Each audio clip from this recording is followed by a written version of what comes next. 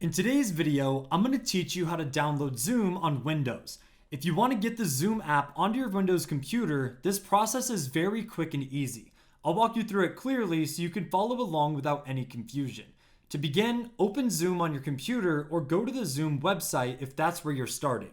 Once you're on the main screen, look toward the upper right corner. You should see the profile icon there. This is where Zoom keeps account-related options and useful shortcuts.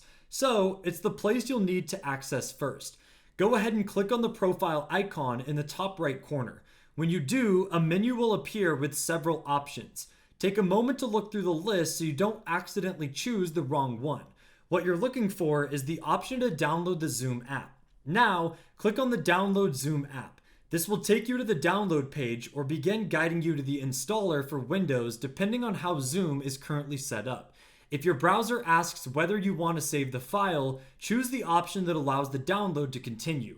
In most cases, the file will begin downloading automatically. Once the download starts, give it a few moments to finish. The exact time will depend on your internet speed, but usually it takes just a short time because this installer file is not very large. You can often check the progress in your browser's download area or at the bottom of the browser window.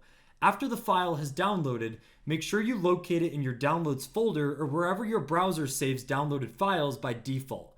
This is helpful in case you want to install it right away or come back to it later. If Windows shows a security prompt, read it carefully and confirm only if you're sure the file came from the official Zoom source. That's all there is to downloading Zoom on Windows. The key steps are simply opening the profile menu in the upper right corner and selecting the option to download Zoom.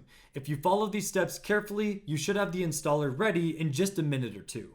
But thank you for watching. If you found this video helpful, make sure to drop a like and make sure to check out our other tutorials.